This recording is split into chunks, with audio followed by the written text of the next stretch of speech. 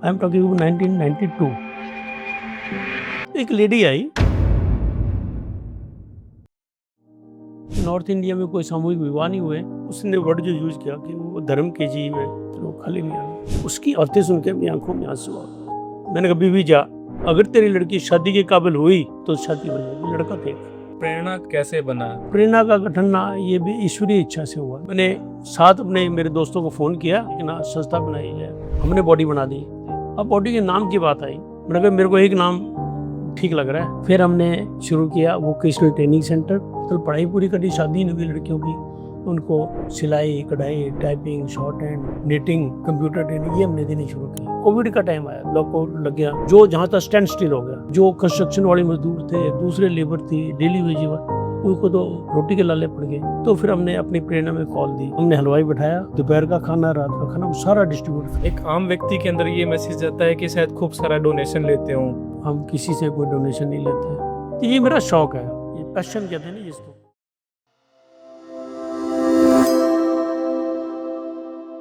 आप सभी का एक बार फिर स्वागत है हमारे स्पेशल पॉडकास्ट में, एक कहानी जो समाज बदल दे। हमने जय भगवान सिंगला जी के बारे में, उनके जीवन के बारे में जाना। नमस्कार, सभी को प्रणाम। और इस चैनल को ना आप सभी, मेरी इच्छा है कि इसका इतना कामयाब करो कि बच्चों का हौसला बढ़ जाए। आप सभी को प्रणाम। प्रेरणा का प्रेरणा नाम और प्रेरणा का बनने का जो अनुभव कैसे बना, कहाँ से मिली प्रेरणा? मैं आपको बताता हूँ सारी बात, लेकिन मैं दर्शकों से और आपसे क्षमा चाहूँगा, किसी को ये ना लगे कि ये अपनी बात को ना कोई बढ़ा चढ़ा के ऐसे कह रहा है, अपने आप को दिखाना चाह रहा है। ऐसा नहीं है, जो वास्तव में हुआ ना मैं वही आपको बताना चाहता हूँ। प्रेरणा का गठन ना ये भी ईश्वरीय इच्छा से हुआ। मेरे जीवन में ईश्वरीय इच्छा का बहुत योगदान है। मैं एक दिन अपने मिल में बैठा हुआ था, एक लेडी आई और वो गेट से आवाज़ें मारी थी, और गेट वाला चौकीदार उसको अंदर नहीं आने दे रहा था, क्योंकि हमारे यहाँ मिल में लेडीज़ का और बच्चों का आना अलाउड नहीं था उस समय तक। I am talking about 1992। तो मैंने सुना, मैंने कहा भी क्या बात है, कौन अंदर आने दे। तो अंदर आई, वो ना नीचे बैठ गई, रोने लगी। बाबा जी मेरी लड़की की शादी करा दो, मेरी 3 जवान लड़कियाँ हैं और मैं खुद भी बेवा हूँ, और उम्र भी उसकी 35-36 साल की थी। सिर्फ गाँव में जल्दी शादियाँ हो जाती हैं 15-16 साल की उम्र में। मैंने कहा बीवी मैं तेरे को कैसे इमदाद करूँ तेरी। रोने लगी कि बाबा जी बड़ी उम्मीद लेके आई हूँ, बहुत लोगों ने मेरे को कहा है तू वहाँ चली जा। उसने वर्ड जो यूज़ किया कि वो धर्म के जीव हैं, तो वो खाली नहीं आ रही। उसकी बातें सुन के मेरी आंखों में आंसू आ गए। मैंने कहा हे प्रभु, तूने इसको भेज तो दिया, करूँ क्या। मैंने अपने ईश्वर को याद किया, देवी माँ को। मैंने कहा मेरे को गाइड कर, मैं क्या करूँ, ये तो बड़ी उम्मीद लेके आई। मेरे को अंदर से ऐसे क्या हो गया, करो। मैंने कहा बीवी जा, अगर तेरी लड़की शादी के काबिल हुई तो शादी हो जाएगी, लड़का देख। तू एड्रेस दे जा, तेरे को खबर दूंगा। ये कह के ना फिर देवी को याद किया, वो चली गई। मैंने कहा रास्ता तो बता, कह तो दिया, करूँगा कैसे। मैंने कभी किया नहीं ऐसा। मैंने साथ अपने मेरे दोस्तों को फ़ोन किया अपने मिल में, मैंने कहा एक ज़रूरी काम है, फटाफट सारे आओ। तब तक हमारे व्यापारी लीडरशिप मैंने करनी शुरू कर दी थी। मेरे काफ़ी नज़दीकी दोस्त थे जिन पे मेरे को ट्रस्ट था बहुत। मैंने उनको बुलाया, मैंने कहा ऐसे ऐसे एक लड़की लेडी आई थी, उसकी लड़कियों की शादी करनी है, बताओ क्या करें। मैं उनमें लीडर में ही था, स्टेट का, उसने व्यापारी में, कि आप जो सोचो वो हो जाएगा। मैंने कहा मेरी इच्छा है कि वो तो मेरे को जानती थी, कुछ ऐसी और भी तो भागी होंगी जो किसी को नहीं जानती होंगी, उनकी शादियाँ कौन करेगा। तो मैं चाहता हूँ कि एक ना संस्था बनाई जाए और ये अनाउंसमेंट की जाए कि ऐसी जो अनाथ लड़कियाँ ना, गरीब हैं, उनके हाथ पहले हम करेंगे। लो जी, मोहर लग गई। हमने कहा भी, वो कहने, एक ने कहा कि ये बंदे थोड़े हैं, कुछ और बुलाओ। हमने 2 दिन के बाद फिर मीटिंग रखी, उसमें एक एक को लेके 14 हो गए। फिर अगली मीटिंग फिर रखी 3 दिन के बाद, एक एक को फिर लेके 28 हो गए। फिर 28 को भी कहा एक एक और लेके आओ, फिर 56 हो गए। फिर 7 दिन के बाद कहा एक एक और लेके आओ, तो 112-15 हो गए। हमने बॉडी बना दी। अब बॉडी के नाम की बात आई, तो उन्होंने कहा भाई देखो आपने मोर्चा संभालना है, हमारे आप ही प्रधान हो, नाम भी आप ही रखो। मैंने ऊपर वाले का ध्यान किया, क्योंकि एक्चुअली हमारी लाइन नहीं है। मैंने कहा मेरे को एक नाम ठीक लग रहा है। कहते बोलो, मैंने कहा इसका नाम प्रेरणा रखते। कहते वाह, इससे बढ़िया नाम ही नहीं उसका, प्रेरणा नाम हो गया। तो ऐसे इसका नाम जो है ना इस तरह से रखा। और इस तरह से फिर हमने मास मैरिजेज की, सामूहिक विवाह। किसी को पता नहीं नॉर्थ इंडिया में कोई सामूहिक विवाह नहीं हुए, पता नहीं कहाँ से कैसे प्रेरणा मिली। गाँव में अनाउंसमेंट हो गई, कार्ड भी छप गए, और फेरे करने वाले भी आ गए, पंडित जी भी आ गए, पंडाल भी लग गया, हाई कोर्ट के जज आ गए। This was for the first time in Kurukshetra के 1992 में हाई कोर्ट के जज आ गए, ये सुन के कि कोई नई संस्था बनाई है, नए लड़कों ने बनाई है और उन्हें कुछ झील है करने की ना, कोई इच्छा है, वो मास में कह रहे चलो चलते हैं, और हमारी उसमें आ गए हो। उसके बाद हमारा वो सिलसिला शुरू हो गया, फिर आई बार हाई कोर्ट के जज ही आए, तो ऐसे हमारा सफ़र शुरू हुआ। प्रेरणा जो हमारी संस्था है, क्या केवल शादियों तक ही प्रेरणा? नहीं, देखो शादियों तक नहीं। मैडम उर्वशी गुलाटी उन दिनों सेक्रेटरी टू गवर्नर होती थी हरियाणा में। उनको पता लगा कि भी ऐसे ऐसे ना ये कुछ बच्चे यहाँ पे वो अच्छा काम कर रहे हैं। वो बीइंग सेक्रेटरी टू गवर्नर, वो केडीबी की हेड थी, कुरुक्षेत्र विकास बोर्ड की। तो वो गीता जयंती में बहुत इंटरेस्ट लिया करती थी और ना सामाजिक संस्थाओं को बहुत मान्यता देती थी, बहुत महत्व देती थी। तो उसने एक मीटिंग बुलाई, मैं उसमें था नहीं, तो उन्होंने कहा सुमेधा कटारिया उन दिनों हमारी मैडम जो IAS बनी बाद में, इसकी CEO केडीबी हुआ करती, कि यार वो उनको बुलाओ, और जिन्होंने मास मैरिज की थी।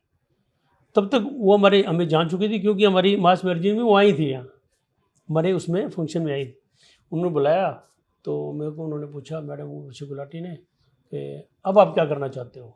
एकदम से उन्होंने पूछा, और मैं हक्का बक्का रह गया, एकदम से क्या, इतनी बड़ी पर्सनैलिटी, उन्होंने अब क्या करोगे आगे? मैंने फिर ईश्वर का ध्यान लगाया, मैंने वो बात कहलवाना जो मैं करूं। तो मैंने कहा मैडम हम 250 अनाथ बच्चे जो हैं ना, 250 हम अडॉप्ट करके उनकी पढ़ाई लिखाई करेंगे, मेरे को एजुकेशन में बहुत इंटरेस्ट है। उन्होंने कहा ठीक है, एग्रीड।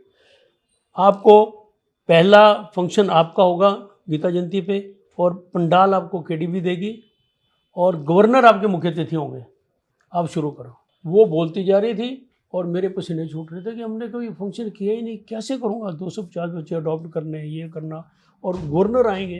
कहीं मैं सच्ची बता रहा हूँ, मैं ना, हम तो अपने इष्ट देव के भरोसे रहे। मैंने कहा कुछ भी करवा। तो 4 दिन के बाद मेरी छोटी सिस्टर आ गई पटियाला से, वहाँ गायत्री परिवार की हेड है पटियाला में। तो कहती क्या बात भाई, क्या सोच रहा है? मैंने कहा ऐसे से मैंने कह दिया, और 1.5 महीने के बाद गीता जयंती है और गवर्नर ने आना है, हमें नहीं पता लग रहा, हमने 250 बच्चे तो मैं ले लूँगा स्कूलों से, उनको सोलोनाइज कैसे करेंगे, सेरेमनी कैसे करेंगे? ये क्या है, ये तो मैं कर दूंगी, देखना कितना बढ़िया करूँगी। मैं करूँगी दीप यज्ञ, 500 दीपक जलाएंगे, और ओम भूर्भुवः स्वः, वो ना मंत्र स्वाहा ऐसे करके दीप यज्ञ होता है, ये देखना। और मेरा हौसला बन गया, और हम ना तैयारियाँ शुरू हो गई। उसी तरह हुआ फंक्शन, बड़ा सबसे बड़ा पंडाल हमें मिला, पहला फंक्शन हमारी संस्था का केडीबी में, और सबसे बड़ा भव्य पंडाल, गवर्नर उसमें मुख्य अतिथि आए। और उन्होंने ना छोटी सिस्टर ने, जो उसकी स्टेज की 5 सीढ़ियाँ थी, उन पर 100 दीपक लगाए, और दीपक जलाए ना, सारा पंडाल ऐसे ना, जैसे हमारे हरियाणा में कहते बड़ बड़ हो गया, चम चम हो गया। और ओम भूर्भुवः स्वः, उनकी पूरी टीम आई, बस भर के लाई वो, उन्होंने मंत्रोच्चारण किया, तो लोगों ने कहा वाह भाई, ऐसा तो फंक्शन हमने नहीं देखा कभी, कमाल है प्रेरणा वालों की। इस तरह करके ना एक से एक कड़ी जुड़ती चली गई। फिर हमने शुरू किया वोकेशनल ट्रेनिंग सेंटर, जो बच्चे पढ़ लिख के मतलब पढ़ाई पूरी कर दी, शादी नहीं हुई लड़कियों की, उनको सिलाई कढ़ाई, typing, short hand, knitting, computer training, ये हमने देनी शुरू की। हमने 12 साल ये चलाया। इसके साथ साथ ना कई प्रोजेक्ट जुड़ते चले गए, और आज जो प्रेरणा ग्रुप देख रहे हो ना, ये एक दिन में नहीं बना, ये ऐसे चलता गया, परमात्मा की कृपा रही, और हम उसके जो भी हम काम करते थे उसको मना के करते थे, हे प्रभु हमारा अगर कोई फेल हुआ ना, तेरा कसूर है, I am not to be blamed, मेरे को पता ही नहीं, मेरा सर्वस्व समर्पण है, और उसने कभी मैं फेल नहीं होने दिया। प्रेरणा की जो आपने सभी गतिविधियां बताई, इसके अतिरिक्त भी जैसे कई बार ऐसी सिचुएशंस आ जाती हैं, कोविड का समय रहा। देखो ये सामाजिक संस्थाएं बनती है ना, ये समाज के कल्याण के लिए बनती है, इनका कोई सीमा नहीं होती कि इसमें 10 बाई 10 का कमरा है, भाई दीवारें बनी, ऐसा नहीं होता। ये समाज में नहीं, ये जो भी चीज़ देखते हैं ना, वो उसके प्रति उनकी इच्छा होती है कि मैं भी ये करूँ। तो आपकी बाढ़ की त्रासदी से पहले मैं एक और आपको बताना चाहूँ, कोविड का टाइम आया था, लॉकडाउन लग गया, सब जो जहाँ तक स्टैंड स्टिल हो गया। तो फिर जो कंस्ट्रक्शन वाले मजदूर थे, दूसरे लेबर थी, डेली वेज, उनको तो रोटी के लाले पड़ गए। तो फिर हमने अपनी प्रेरणा में कॉल दी कि हम ये जो कोविड वाले हैं ना, ये जो मज़दूर अपने घरों में भूखे मरे हैं, इनकी सेवा करेंगे। और हमें ना डिस्ट्रिक्ट एडमिनिस्ट्रेशन ने भी हमें अलाउ कर दिया कि ठीक है आप करो। तो हमने हलवाई बैठाया और चाय, दोपहर का खाना, रात का खाना हम सारा डिस्ट्रीब्यूट करते रहे। उसमें हमें इतनी सफलता मिली ना, मेरे को ये लगा कि अब हम कोई भी काम कर सकते हैं, कोई दिक्कत नहीं। अब ना हमारी टीम फुल्ली तैयार है, क्योंकि ये रूप हमने पहली बार देखा। और उसके बाद ये बाढ़ वाली जिसकी आप बात करो, उसमें तो आप थे, you are very important member of that. तो उसमें हमने फिर, क्योंकि तजर्बा हो गया था हमें, हमने एक कॉल दी तो सारे मेंबर इकट्ठे हो गए। कोई ब्रेड लेके आ रहा है, कोई परोंठे बना के लेके आ रहा है, कोई सब्जी बना के ला रहा है, कोई चाय के ला रहा है, कोई दूध लेके आ रहा है, कोई बिस्कुट लेके आ रहा है। मतलब भी ऐसे ना जैसे मेला लग गया था ना आश्रम में, ऐसे मेला लग गया। और हमने फिर ये मुसीबत ये हुई कि जाए सामान तो बहुत आ गया, इसको लेके कैसे जाएंगे। देखो प्रभु ने कैसी महिमा रची। हमारे जो महासचिव हैं रिकेश पपोसा, ये कहना कि ये एक माँ ट्रैक्टर वाला है, बहुत समाज सेवी है। वो कहता प्रेरणा अगर मेरे को कहेगी तो मैं चलूँगा साथ। वो वहीं का रहने वाला था, उसको ये भी पता था कहाँ नाली है, कहाँ खड्डा है, कहाँ टायर गिरेगा। You know each and every corner of that locality. उसका ट्रैक्टर आता और पानी के ड्रम भर के ले जाते, देखा ही है सारा। चाय के बड़े बड़े वो ड्रम भर के ले जाते, ब्रेड पकौड़े और वो कोई परोंठे बना के लाता, बिस्कुट जाते और उनको खूब डिस्ट्रीब्यूट करते। और हमने बाद में फिर ये कोशिश की कि जब तक बाढ़ का पानी ना उतरे ना एक एक घर से, तब तक हमारी ये सेवा जारी रहेगी। और इसमें एक बड़ी विशेष बात रही कि लोग क्या करते हैं जनरली, वो शुरू में दे के आ जाते हैं, डेप्थ में जाने की ना डेयर नहीं करता कोई। हमारे पास ट्रैक्टर वाला ऐसा था जो टेल तक जाता था, और हम जो एंड में जो लोग थे ना, जो पानी को तरस रहे थे, उनको पानी दे के आते थे। और वो याद है ऊपर से बाल्टी लटकाते थे, हम उनकी बाल्टी पानी की भरते थे, वो पानी लेते थे, फिर वो बाल्टी भेजते थे, उसमें चाय डालते थे, ब्रेड डालते थे, उनके खाने पीने की चीज़ें, दवाई तक उनको डाल के देते थे। तो ये सबसे बड़ी बात रही कि हम टेल तक गए उसमें। और एक लड़की हमने उसमें से अडॉप्ट की, वो लड़की बड़ी बहादुर लड़की थी, यहाँ तक पानी था उसके, और उसके फादर की हिम्मत नहीं थी आगे आने की। वो लड़की लीड कर रही थी, उसका फादर उसके कंधे पर रख के आगे आ रहा था, बाकी उसके फैमिली मेम्बर उसके पीछे आ रहे थे। हमने उस लड़की को फिर अडॉप्ट किया। एक और काम किया, जिन लोगों ने हमारे साथ इस बाढ़ त्रस्ती में काम किया, हमने सारों को अपने आश्रम में, अपने सभागार में सम्मानित किया। वो सम्मानित करने से एक ऐसी छवि बनी कि बहुत से लोगों को ये लगा, अरे यार अगर मैंने किया होता तो मेरे को भी यहाँ सम्मान मिलता। तो इस तरह से हमने फिर उनका उत्साहवर्धन किया। ये सारी चीज़ें चल रही हैं, चाहे समाज को लेके हो और चाहे प्रेरणा को, लेकिन एक आम व्यक्ति के अंदर ये मैसेज जाता है कि शायद खूब सारा डोनेशन लेते हो, खूब सारा इकट्ठा किया जाता हो। इसके बारे में आपका क्या कहना है? मैं इसमें ना ही कहूँ अच्छा है, बस मैं एक ही लाइन में कहूँगा हाँ जी। कि हमारी संस्था में हम किसी से कोई डोनेशन नहीं लेते। वो बहुत दानी स्वभाव का, ये जो अड़ जाए कि मैंने तो देने हैं, वो तो दे जाए। हम जन कोई मेंबरशिप नहीं लेते हम अपने मेंबरों से। हमारे पिताजी ने कहा था कि बेटा तेरे लिए इतना छोड़ जाऊंगा, अगर तू भले में लगाएगा ना, भलाई के काम में, तो तेरा कभी ख़त्म नहीं होगा। अगर बुरे में लगाएगा ना तो बाद में रोटी को तरसेगा। ये तेरे को बता दे यार, मेरी कमाई इतनी शुद्ध है, अगर तू नेक काम में लगाएगा तो ये बढ़ेगी, तो जितना खर्च करे उससे कई गुना ऑटोमेटिक मिलेगी। ये हमारा आशीर्वाद है। अगर तू बुरे में लगाएगा ना 100 रुपये, तो हमारे यहाँ कहावत है कि अगर मालिक 1 पैसे की चोरी करता है ना, भूत 100 पैसे की चोरी करते हैं। हमारे यहाँ कहावत बनी हुई है, तो फिर ये आखिर में रोटी को तरस जाएगा। तो हमने उनकी बात को गांठ बांध के रखा, और सचमुच जितना हम लगाते हैं ना, कुछ भी नहीं किया, उससे कई गुना परमात्मा देता रहता है। तो इसलिए ये को बहुत बड़ी बात नहीं है। तन की सेवा सबसे बड़ी है, शायद मैं वो नहीं कर पा रहा। मन की सेवा सेकंड नंबर पे है, धन की सेवा लास्ट नंबर पे है। तो मेरी जो सेवा है ना, वो धन की वो तो लास्ट नंबर पे है। सबसे बड़ी सेवा तो आप जैसे जो तन से सेवा करते हैं, ट्रॉली पे बढ़ के इतने पानी में जाके जो अंदर से जाके लोगों को दे के आए, कोविड में जो डरे नहीं, उनकी सेवा। तो मैं तन की सेवा को मैं सबसे बड़ी मानता हूँ। मैं उसमें आई एम लैगिंग बिहाइंड, मैं नहीं कर पाया। मेरी सेवा को ज़्यादा मैंने नहीं। एक अहम बिंदु प्रेरणा ने शिक्षा को लेकर कई बार देखा है कि बच्चे वहाँ पे, वो क्या पार्ट है प्रेरणा किस तरह से जुड़ा हुआ है? शिक्षा की बात मैंने पहले एपिसोड में भी की थी।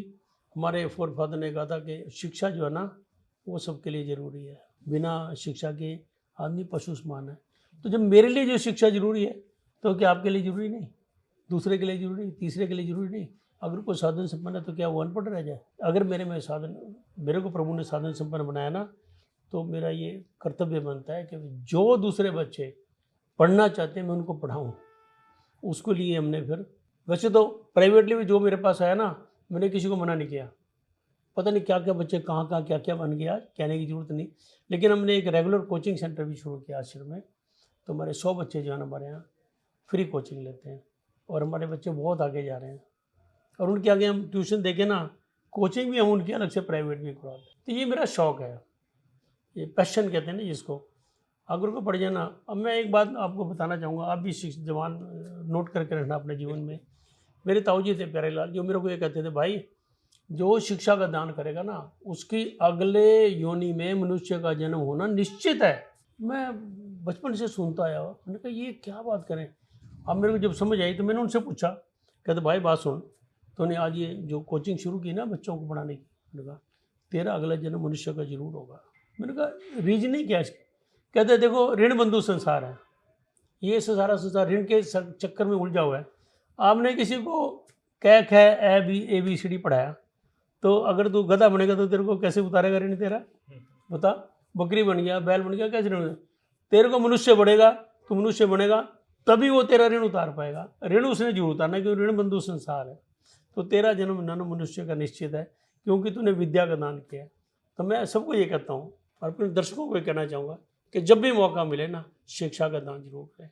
गरीब हो, अनाथ हो, असहाय हो, जिस पर नहीं साधना, खूब पढ़ाओ। वो बेटा पढ़, आपको बदले में ना पता नहीं कितने जन्म मनुष्य के मिलेंगे।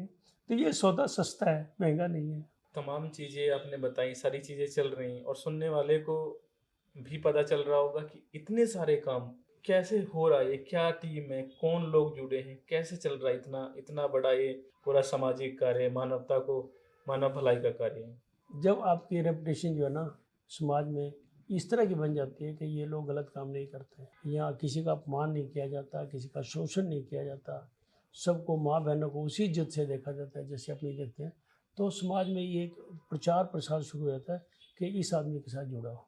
और मैं भाग्यशाली रहा कि हमारी संस्था का नाम समाज में इस नाते खूब है कि ये संस्था ऐसी है, यहाँ हर तरह की सबको इज्जत मान मिलता है, किसी का शोषण नहीं होता, किसी का अपमान नहीं होता, किसी का उपहास नहीं उड़ाया जाता, किसी का नजायज़ फ़ायदा नहीं उठाया जाता।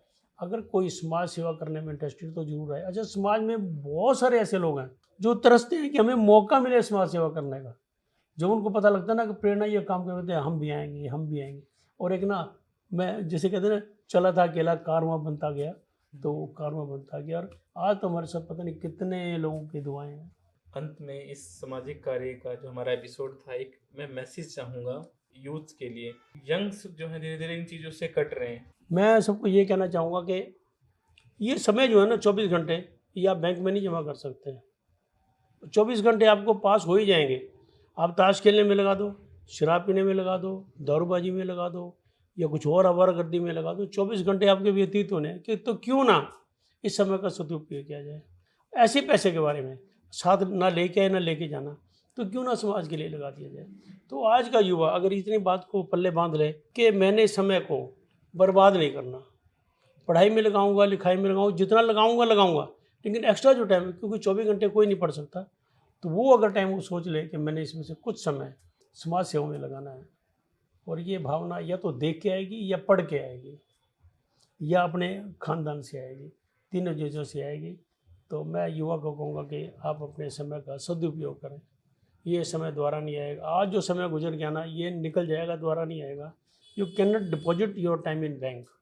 इसको आपने आज ही खर्च करना है। तो खर्च ऐसे करोगे शाही अंदाज में, लोग ये कहें यार क्या बात है, मदन मोहन मालवीय ने अकेले ने बनारस हिंदी यूनिवर्सिटी बना दी, सुभाष चंद्र बोस ने आज़ाद हिंद फौज खड़ी कर दी अकेले आदमी ने, महात्मा गांधी ने देश में जागृति पैदा कर दी अकेले आदमी ने। हमारे पे तो हजारों उदाहरण है, हमारे तो धर्मशास्त्र भरे पड़े इन बातों से। रामचंद्र ने अपने अयोध्या से सेना नहीं बुलाई रावण के लिए, वहीं से लोगों को इकट्ठा किया। तो ये भावना हमने करनी है कि मेरे परिवार में तो मैं तो गरीब आदमी, गरीब की कोई बात नहीं, आप अपने समाज के साथ जुड़ो, आपको सहयोग मिलेगा। और निश्चित तौर पे मैं कहता हूँ कि आपको उसका रीपे भी वो होगा, मान सम्मान के तौर पे होगा। प्रभु आशीर्वाद से आप धन धान्य से भी भरपूर होंगे। मेरा ये मानना है। और आपने कहा भी, या तो लोगों से देखकर सीखो या पढ़कर सीखो। और इसी पढ़ाई का सिलसिला, शिक्षा का सिलसिला, साहित्यिक सिलसिला हम नेक्स्ट पार्ट में बात करेंगे सिंगला जी के साहित्यिक यात्रा के बारे में। आपने हमें समय दिया और सामाजिक जीवन को लेके इतना प्रेरणा दी, आपका बहुत बहुत समय तो गुजर ही जाना था, ना देता कुछ और। धन्यवाद। समय को you can not deposit it in your bank. आपने मेरा इतना मान सम्मान किया, आपका बहुत बहुत धन्यवाद। धन्यवाद सर। धन्यवाद।